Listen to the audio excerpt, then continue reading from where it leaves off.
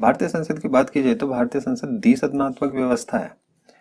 एक सदन कहलाता है इसका राज्यसभा और दूसरा सदन कहलाता है लोकसभा।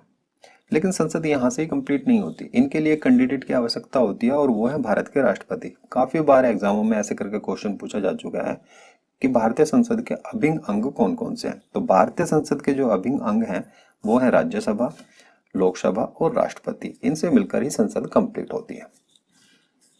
राज्यसभा की बात की जाए तो राज्यसभा को उच्च सदन कहा जाता है, लेकिन उच्च सदन के साथ साथ ही इसे द्वितीय सदन कहते हैं।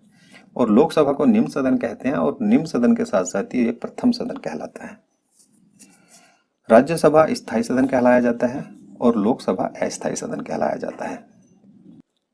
लोकसभा को दरअसल अस्थायी सदन क्यों कहा जाता है? क्योंकि लोकसभा का अपना खुद का कार्यकाल होता है। क्योंकि काफी बार सुनने में आता है कि 17वीं लोकसभा का चुनाव था, आने वाले समय में 18वीं लोकसभा के चुनाव होंगे, 17वीं से पहले 16वीं लोकसभा के चुनाव हुए हैं।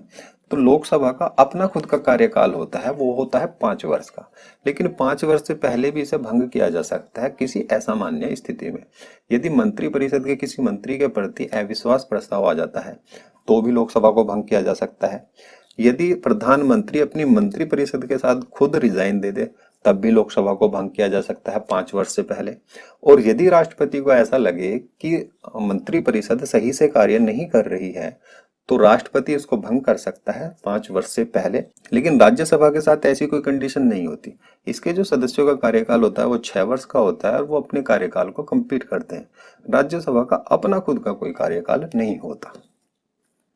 आगे बात करें तो राज्यसभा का सदस्य चुनने के लिए न्यूनतम आयु जो होती है वो 30 वर्ष होती है और अधिकतम कितनी भी हो सकती है, लेकिन न्यूनतम जरूरी है कि 30 वर्ष का व्यक्ति होना जरूरी है। लोकसभा की बात की जाए तो लोकसभा के लिए 25 वर्ष का व्यक्ति होना जरूरी है न्यूनतम में, और अधिकतम भी यहाँ पर कितनी भी हो सकती है। कार्यकाल मैंने आपको बताया ये 6 वर्ष का होता है राज्यसभा का। लोकसभा का जो कार्यकाल होता है वो 5 वर्ष का होता है। चुनाव की बात की जाए तो अप्रत्यक्ष रूप से चुनाव होता है राज्यसभा के सदस्यों का, और अप्रत्यक्ष रूप से यानी जनता सीधे वोट नहीं करती, जनता की वोट किसी और के थ्रू डाली जाती है, और वो डाली जाती है विधानसभा के सदस्यों द्वारा। जो निर्वाचित सदस्य होते हैं उनके द्वारा लोकसभा के सदस्यों के लिए वोट की जाती है। और यहाँ पर जो प्रणाली यूज की जाती है वो अनुपातिक प्रतिनिधित्व प्रणाली या एकल संक्रमणीय मत पद्धति का इस्तेमाल किया जाता है। दरअसल ये पद्धति होती क्या है?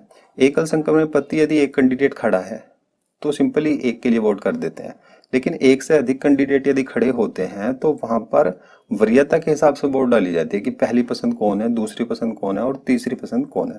और अनुपातिक प्रतिनिधित्व होता है कि राज्यों से जितने भी सदस्य जाते हैं उनकी वोट इक्वल करने के लिए उनका मत जो है वो समान रहे।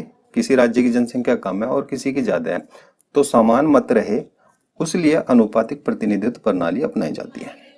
लोकसभा की बात की जाए तो लोकसभा का जो चुनाव होता है वो जनता द्वारा प्रत्यक्ष रूप से होता है। जनता सिंपली वोट करने जाती है लोकसभा के सदस्यों के लिए।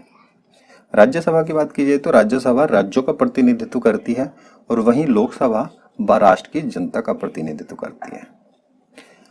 राज्यसभा के 1/3 सदस्य प्रत्येक 2 वर्ष बाद सेवानिवृत्त हो जाते हैं, यानी रिटायरमेंट ले लेते। ये शेड्यूल एक ऐसा तैयार किया गया है कि इसके जो कुल कैंडिडेट होते हैं उसका 33% हर 2 वर्ष बाद रिटायरमेंट ले लेता है, या ये कहें कि 1/3 सदस्य हर 2 वर्ष बाद रिटायर हो जाते हैं। लोकसभा को लोकप्रिय सदन कहा जाता है।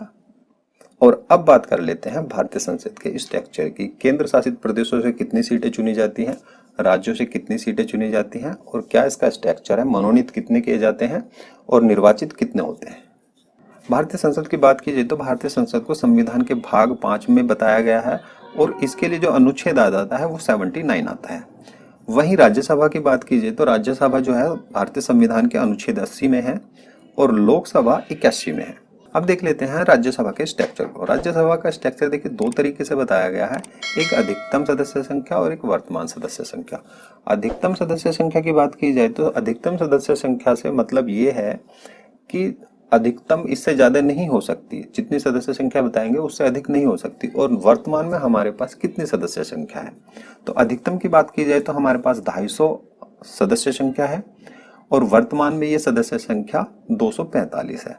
तो 250 से अधिक नहीं कर सकते, इसके लिए एक बिल पास किया गया था और 2026 से पहले 250 से ज्यादा सदस्य संख्या अधिकतम में नहीं कर सकते।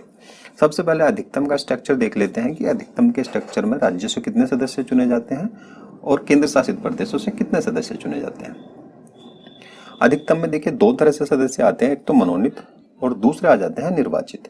मनोनीत की बात की जाए तो मनोनीत 12 सदस्य किए जाते हैं राष्ट्रपति के द्वारा। साहित्य, कला, विज्ञान कुछ ऐसे क्षेत्र बताए गए हैं तो उनसे 12 सदस्य राष्ट्रपति चुनकर मनोनीत कर देता है, उनके लिए चुनाव नहीं होता। निर्वाचन की बात की जाए तो निर्वाचन में 238 सदस्य आते हैं और इनका जो निर्वाचन मैंने आपको बताया था, राज्यसभा का जो निर्वाचन होता है अप्रत्यक्ष रूप से होता है और इसके लिए जो निर्वाचन करते हैं, वोट करते हैं, वो करते हैं विधानसभा के निर्वाचित सदस्य। निर्वाचित सदस्यों में राज्य से जो सदस्य आते हैं वो आते हैं 229 और केंद्र शासित प्रदेशों से आते हैं 8। अब बात कर लेते हैं वर्तमान सदस्य संख्या। तो वर्तमान सदस्य संख्या के अंदर जो मनोनीत है वो 12 ही होंगे जो राष्ट्रपति द्वारा चुने जाते हैं और निर्वाचित जो होंगे वो थोड़े से कम हो जाएंगे, 233 हो जाएंगे।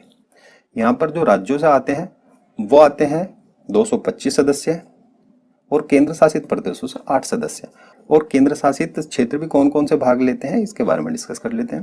देखिए यहाँ पर 3 केंद्र शासित प्रदेश भाग लेते हैं। पहला दिल्ली जिसकी 3 सीटें हैं, पांडिचेरी की 1 सीट है और हाल ही में जुड़ा है जम्मू कश्मीर, इसकी 4 सीटें हैं। तो राज्यसभा के सदस्य चुनने के लिए कौन कौन से केंद्र शासित प्रदेश भाग लेते हैं? दिल्ली, पांडिचेरी और जम्मू कश्मीर। अब बात कर लेते हैं लोकसभा के स्ट्रक्चर की। तो लोकसभा का स्ट्रक्चर भी अधिकतम संख्या पर होगा और वर्तमान सदस्य संख्या पर होगा। अधिकतम सदस्य संख्या की बात की जाए तो 552 हो सकती है और वर्तमान में जो सदस्य संख्या है वो 545 है। तो यहाँ पर 7 सीटें स्पेयर में है, 7 सीटें बढ़ाई जा सकती हैं 2026 तक। तो ऐसे नहीं है कि 552 से ज्यादा कर सकते हैं, वो 2026 तक का शेड्यूल है, उसके बाद कोई नियम कानून बनेंगे तब ज्यादा संख्या हो सकती है अधिकतम की। सबसे पहले बात कर लेते हैं अधिकतम संख्या की। तो यहाँ पर भी ऐसे ही होगा कि मनोनीत और निर्वाचित। यहाँ पर जनता द्वारा निर्वाचित किए जाते हैं प्रत्यक्ष रूप से। मनोनीत राष्ट्रपति के द्वारा ही किए जाएंगे और वो किए जाएंगे 2 सदस्य। 2 सदस्य भी एंग्लो इंडियन किए जाते हैं जो विदेशी मूल के भारतीय व्यक्ति होते हैं।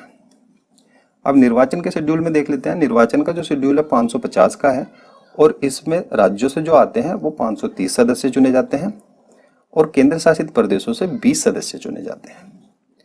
वर्तमान शेड्यूल की बात की जाए तो वर्तमान में मनोनीत तो उतने ही रहेंगे 2 सदस्य और निर्वाचन में थोड़ी सी कमी आ जाएगी। वर्तमान में 543 सदस्य चुने जाते हैं। यहाँ पर राज्यों से जो सदस्य आते हैं वो आते हैं 524 और केंद्र शासित प्रदेशों से 19 सदस्य चुने जाते हैं। और केंद्र शासित प्रदेशों में यहाँ पर जो सर्वाधिक सीटें हैं वो हैं दिल्ली के पास 7 सीटें, अन्य से अब बन जाती हैं 12 सीटें। तो टोटल केंद्र शासित प्रदेशों की 19 सीटें हैं। तो ये था मार्च 2020 तक की बिल्कुल अपडेटेड लिस्ट जिसको हमने डिस्कस किया है। यदि आपको वीडियो पसंद आई है, क्योंकि मैं ऐसी एनिमेशन वीडियो बनाता रहता हूँ, यदि आपको ये वीडियो पसंद आई तो उसे लाइक और शेयर करें और नीचे जो सब्सक्राइब का बटन है उसे दबाकर हमसे जुड़ सकते हैं। धन्यवाद।